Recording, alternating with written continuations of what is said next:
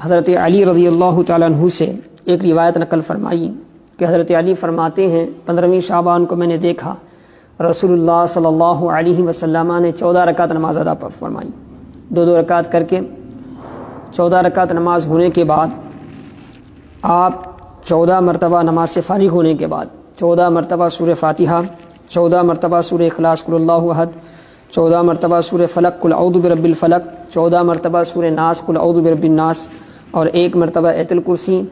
اور 1 مرتبہ سورہ توبہ کی آخری آیت لقد جاءکم رسول من انفسکم عزیز علیہ ما عنتم، پارہ نمبر 11 رکو نمبر 5 کی آخری آیت، اس کو آپ نے تلاوت فرمایا۔ جسے یہ آیت یاد نہ ہو وہ قرآن دیکھ کر بھی پڑھ سکتا ہے۔ اس کے بعد جب رسول اللہ صلی اللہ علیہ وسلم نماز سے فارغ ہوئے تو حضرت علی رضی اللہ تعالیٰ نے آپ سے دریافت فرمایا کہ یا رسول اللہ یہ جو آپ نے کیا یہ کیا ہے؟ تو آقا نے فرمایا جو شخص بھی ویسا کرے جیسا کہ آپ نے مجھے کرتا ہوا دیکھا ہے شعبان کی 15ویں رات، تو اللہ تبارک و تعالیٰ اسے 20 مقبول حجوں کا ثواب عطا فرمائے گا اور 20 سال کے روزوں کی مقبول روزوں کا ثواب عطا فرمائے گا۔ رات میں یہ عبادت کرے اور اس کی صبح جو آنے والی صبح ہے اس میں اگر روزہ رکھے تو وہ صبح کا روزہ 2 سال کے روزوں کے برابر ہوگا، گزرا ہوا 1 سال، آنے والا 1 سال۔ تو یہ 14 رکعت کی نفل بھی ہے، اس کا بھی اہتمام کریں۔ یہ 14 رکعت میں 2 رکعت کر کے نفل پڑھنا ہے۔ سورہ فاتحہ کے بعد جو بھی سورہ آپ کو یاد ہے پڑھ سکتے ہیں۔ 14 رکعت مکمل ہونے کے بعد 14 مرتبہ سورہ فاتحہ، 14 مرتبہ قل اللہ احد، 14 مرتبہ قل اعوذ برب الفلق، 14 مرتبہ قل اعوذ برب الناس، اور 14 مرتبہ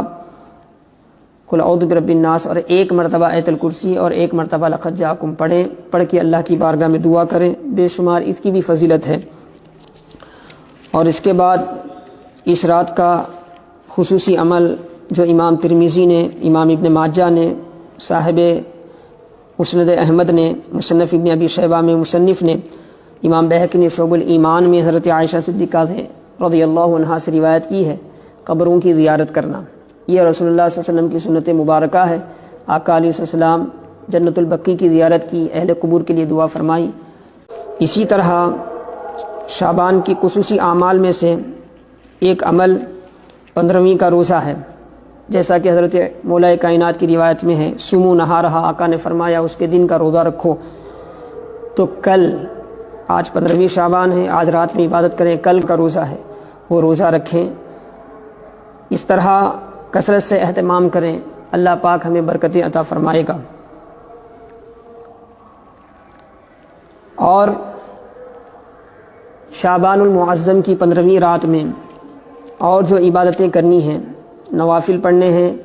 قرآن کی تلاوت کرنی ہے، صبح میں روزہ رکھنا ہے، اور خاص کیا ہے؟ اور خاص یہ ہے کہ یہ رحمت کی رات ہے، دعاؤں کی قبولیت کی رات ہے۔ خصوصی طور پر کیا ہے؟ دعا کریں، کیونکہ حضرت علی رضی اللہ تعالیٰ سے روایت ہے، اللہ تبارک و تعالیٰ آسمان دنیا پر جلوہ گر ہو کے ارشاد فرماتا ہے الا من مستغفر فاغفر له، ہے کوئی گناہوں کی معافی چاہنے والا میں اس کو بخش دوں، معاف کر دوں۔ الا مسترزق فارزقہ، ہے کوئی نعمتیں مانگنے والا، رزق طلب کرنے والا، ظاہری باطنی نعمتیں مانگنے والا، میں اس کو عطا کروں۔ الا مبتلا فعافیہ، ہے کوئی پریشان حال، مصیبت کا شکار، بیمار، جو عافیت چاہے میں اس کو عافیت عطا کروں۔ الا قضا حتی یطلع الفجر، یہ ندائیں اللہ کی بارگاہ سے غروب آفتاب سے لے کر طلوع فجر تک چلتی رہتی ہیں۔ تو یہ ساری رات اللہ کی بارگاہ سے آپ کو پوچھا جا رہا ہے کچھ چاہیے کچھ چاہیے، تو یہ مانگنے کی رات ہے۔ اس رات میں غفلت میں وقت گزارنے کی رات نہیں ہے، کھیل کود میں وقت گزارنے کی رات نہیں ہے، بلکہ زیادہ سے زیادہ اللہ کی بارگاہ میں دعائیں کرنے کی رات ہے۔ اور اس وقت تو ضرورت ہے ہر انسان کو، ہر مسلمان کو، پورے ملک کے لیے، پورے عالم انسانیت کے لیے دعا کرے۔ اور اسی طرح مولا کائنات رضی اللہ تعالیٰ عنہ سے روایت ہے، ما ثبت بالسنہ میں محدث عبدالحق دہلوی رحمۃ اللہ علیہ ذکر فرماتے ہیں، حضرت داؤد علیہ السلام آج ہی کی رات آپ آئے اور آسمان کی طرف نظر کی اور اس کے بعد فرمایا ان ھذہ الساعۃ ما دعا اللہ احد الا اجابہ۔ یہ رات کی گھڑی، شعبان کی 15ویں رات کی گھڑی ایسی ہے، اس میں کوئی بھی شخص اللہ سے دعا کرتا ہے تو اللہ ضرور اس کی دعا کو قبول کرتا ہے۔ ولا استغفرہ احد من هذه الليلہ الا غفر له، اور کوئی اللہ کی بارگاہ میں اگر مغفرت طلب کرتا ہے تو ضرور اس کو بخشا جاتا ہے، اس کی مغفرت ہوتی ہے۔ اس کے بعد حضرت مولا کائنات خود دعا فرماتے ہیں۔ حضرت داؤد علیہ السلام کی بشارت سنانے کے بعد آپ خود دعا فرماتے ہیں، اللہم رب داؤد، اے داؤد علیہ السلام کے رب، اے اللہ اغفر لمن دعاک فی هذه اللیلہ، اس بندے کی مغفرت کر جو اس رات تیری بارگاہ میں دعا کرے، وَلِمَنْ اسْتَغْفَرَكَ فِيهَا، اور جو آج کی رات تیری بارگاہ میں بیٹھ کر استغفار کرے، اپنے گناہوں کی معافی چاہے۔ حضرت علی اس کے لیے دعا فرماتے ہیں، امام الاولیاء سید الاولیاء اس کے لیے دعا فرماتے ہیں کہ اے اللہ اسے بخش دے، اے اللہ اسے معاف فرما دے۔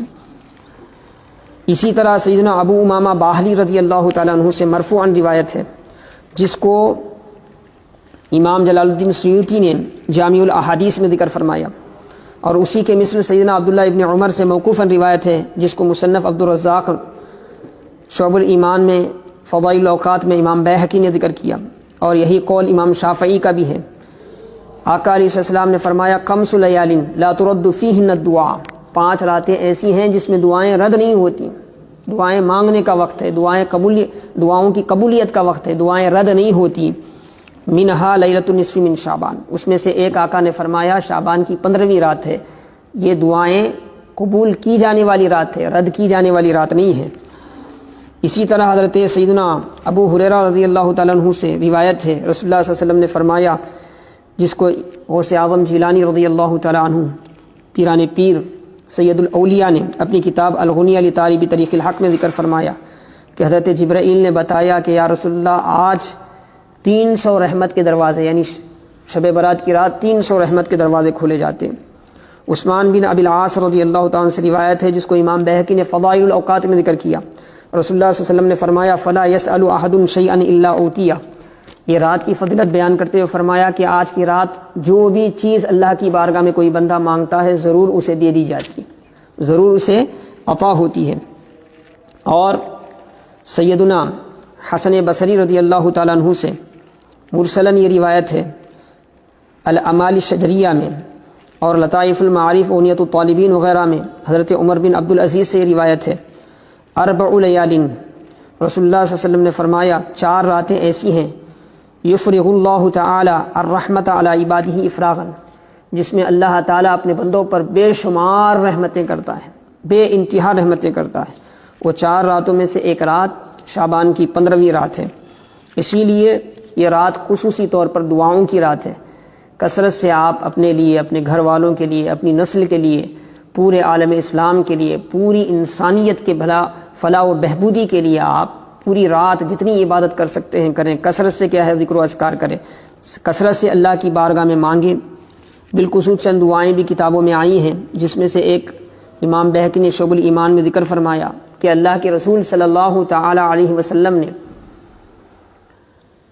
ماہ شعبان میں 15ویں شعبان میں عبادت کے دوران سجدے کی حالت میں اللہ کے رسول صلی اللہ علیہ وسلم نے یہ دعائیں مانگی ہیں۔ ہو سکا تو انہی کلمات کو آپ دہرائیں،